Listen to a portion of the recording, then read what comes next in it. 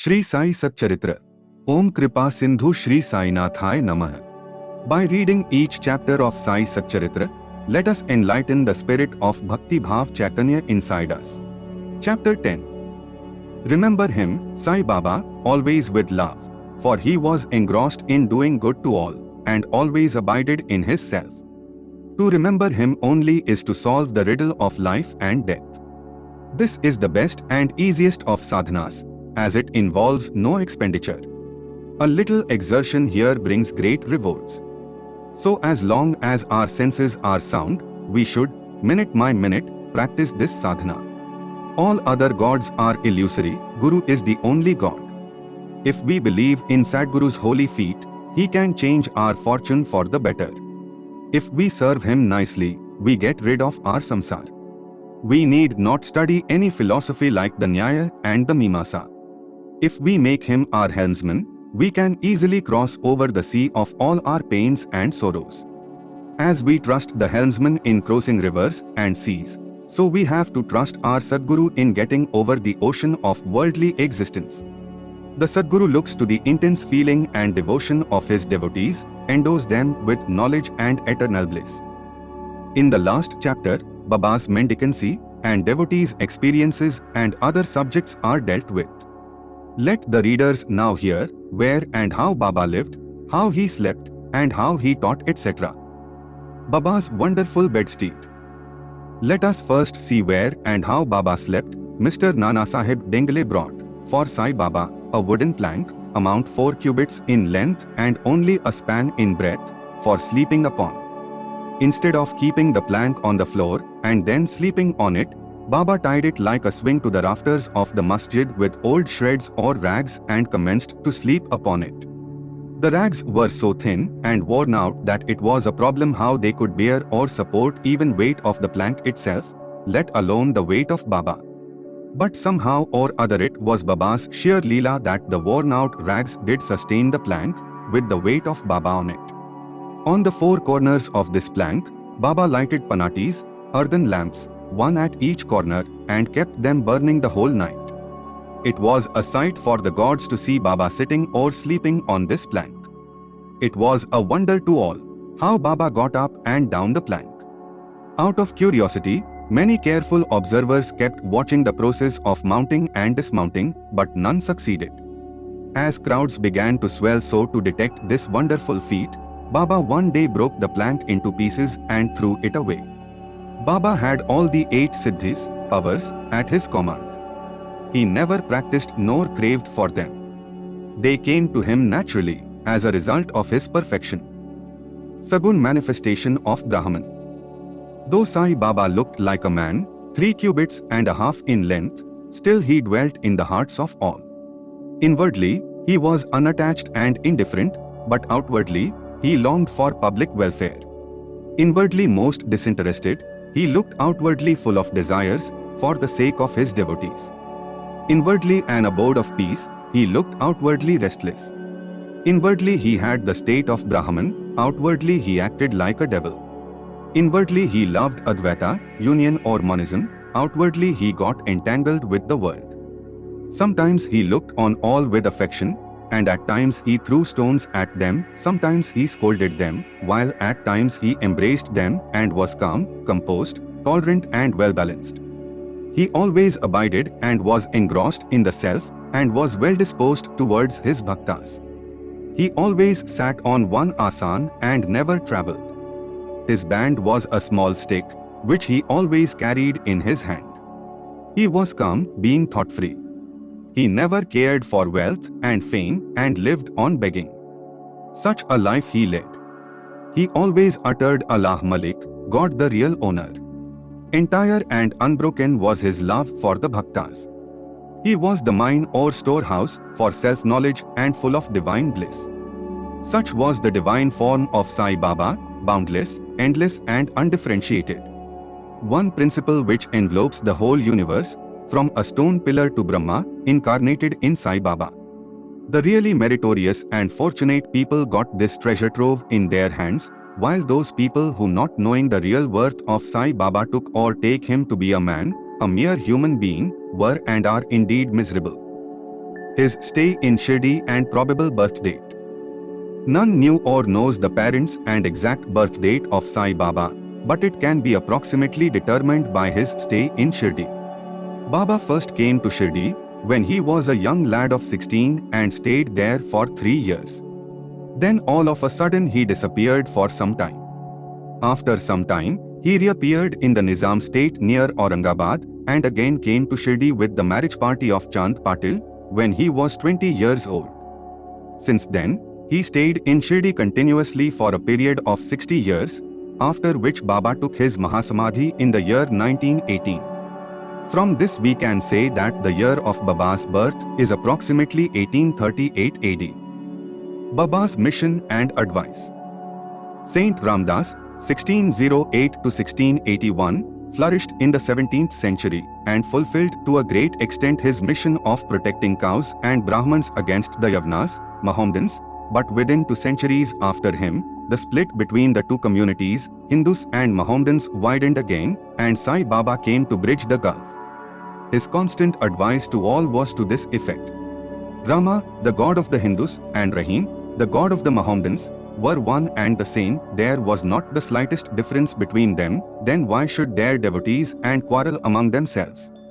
You ignorant folk, children, join hands and bring both the communities together, act sanely, and thus you will gain your object of national unity. It is not good to dispute and argue. So don't argue, don't emulate others. Always consider your interest and welfare. The Lord will protect you. Yoga, sacrifice, penance, and knowledge are the means to attain God. If you do not succeed in this by any means, vain is your birth. If anyone does any evil unto you, do not retaliate. If you can do anything, do some good unto other.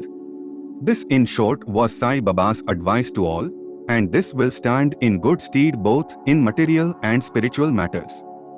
Sai Baba as Sadguru. There are gurus and gurus. There are many so-called gurus who go about from house to house with cymbals and veena in their hands and make a show of their spirituality. They blow mantras into the ears of their disciples and extract money from them.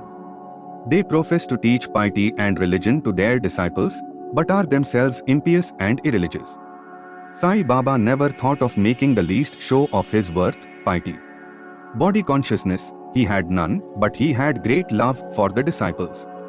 There are two kinds of gurus: 1. Niyat, appointed or fixed, and 2. Aniyat, unappointed or general. The latter by their advice develop the good qualities in us, purify our hearts and set us on the path of salvation, but contact with the former dispels our quality, sense of difference, and establishes us in unity by making us realize thou art that. There are various gurus imparting to us various kinds of worldly knowledge, but he who fixes us in our nature, self, and carries us beyond the ocean of worldly existence is the Sadguru. Sai Baba was such a Sadguru. His greatness is undescribable. If anybody went to take his darshana, he, without being asked, would give every detail of his past, present and future life. He saw divinity in all beings. Friends and foes were alike to him. Disinterested and equal balanced, he obliged the evildoers. He was the same in prosperity and adversity. No doubt ever touched him. Though he possessed the human body, he was not in the least attached to his body or house. Though he looked embodied, he was really disembodied, that is, free in this every life. Blessed are the people of Shirdi, who worshipped Sai as their God. While eating, drinking, working in their backyards and fields and doing various household works, they always remembered Sai and sang his glory. They knew no other God except Sai. What to speak of the love, the sweetness of the love of the women of Shirdi? They were quite ignorant, but their pure love inspired them to compose poems or songs in their simple rural language. Letters or learning they had none, still one can discern real poetry in their simple songs. It is not intelligence, but love, that inspires real poetry as such. Real poetry is the manifestation of true love, and this can be seen and appreciated by intelligent listeners. Collection of these folk songs is desirable, and Baba willing, Some fortunate devotee may undertake the task of collecting and publishing these folk songs, either in the Sai Leela magazine or separately in a book form. Baba's humility. Lord or Bhagwan is said to have 6 qualities, that is, 1. Fame, 2. Wealth, 3. Non-attachment, 4. Knowledge, 5. Grandeur, and 6. Generosity. Baba had all these in him. He incarnated in flesh for the sake of the bhaktas. Wonderful was his grace and kindness. He drew the devotees to him, or how else one could have known him. For the sake of his bhaktas, Baba spoke such words as the godness of speech dare not utter. Here is a specimen. Baba spoke very humbly as follows: Slave of slaves, I am your debtor. I am satisfied at your darshan. It is a great favor that I saw your feet. I am an insect in your excreta. I consider myself blessed thereby. What humility is this? If anybody would think that by publishing this, any disrespect is shown to Sai, we beg his pardon, and to atone for this we sing and chant Baba's name. Though Baba seemed outwardly to enjoy sense objects, he had not the least flavor in them, nor even the consciousness of enjoying them. Though he ate, he had no taste, and though he saw, he never felt any interest in what he saw. Regarding passion, he was as perfect a celibate as Hanuman. He was not attached to anything. He was pure consciousness, the resting place of desire, anger, and other feelings. In short, he was disinterested, free and perfect.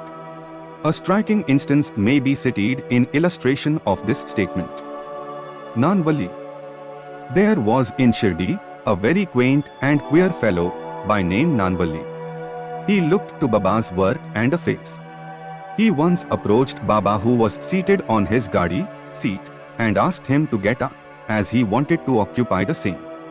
Baba at once got up and left the seat, which he occupied. After sitting there a while, Nanvalli got up and asked Baba to take his seat. Then Baba sat on the seat and Nanvalli fell at his feet and then went away. Baba did not show the slightest displeasure in being dictated to and ousted. This Nanvalli loved Baba so much that he breathed his last on the 13th day of Baba's taking Mahasamadhi. The easiest path. Hearing the stories of the saints and being in their company, though Sai Baba acted outwardly like an ordinary man, his actions showed extraordinary intelligence and skill. Whatever he did was done for the good of his devotees. He never prescribed any asan, regulation of breathing or any rites to his bhaktas, nor did he blow any mantra into their ears. He told them to leave off all cleverness and always remember Sai Sai. If you did that, he said, all your shackles would be removed and you would be free. Sitting between 5 fires, sacrifices, chantings, 8-fold yoga are possible for the Brahmins only. They are of no use to the other classes. The function of the mind is to think. It cannot remain for a minute without thinking. If you give it a sense object, it will think about it. If you give it to a guru, it will think about guru. You have heard most attentively the greatness, grandeur of Sai. This is the natural remembrance, worship and kirtan of Sai. Hearing the stories of the saints is not so difficult as the other sadhanas mentioned above. They, stories, remove all fear of this samsar, worldly existence, and take you on to the spiritual path. So listen to these stories, meditate on them and assimilate them. If this is done, not only the Brahmins, but women and lower classes will get pure and holy. You may do or attend to your worldly duties, but give your mind to Sai and his stories, and then he is sure to bless you. This is the easiest path, but why do not all take to it? The reason is that without God's grace, we do not get the desire to listen to the stories of saints. With God's grace, everything is smooth and easy. Hearing the stories of the saints is, in a way, keeping their company. The importance of the company of saints is very great. It removes our body consciousness and egoism, destroys completely the chain of our birth and death, cuts asunder all the knots of the heart, and takes us to God, who is pure consciousness. It certainly increases our non-attachment to sense objects and makes us quite indifferent to pleasures and pains and leads us on the spiritual path. If you have no other sadhana, such as uttering God's name, worship or devotion etc., but if you take refuge in them, saints, wholeheartedly, they will carry you off safety across the ocean of worldly existence. It is for this reason that the saints manifest themselves in this world.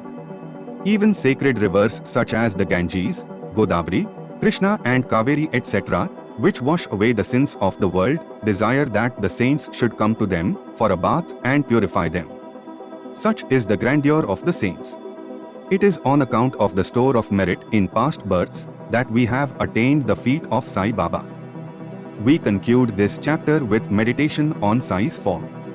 He, the beautiful and handsome Sai, standing on the edge of the masjid and distributing udi to each and every bhakta with a view to his welfare.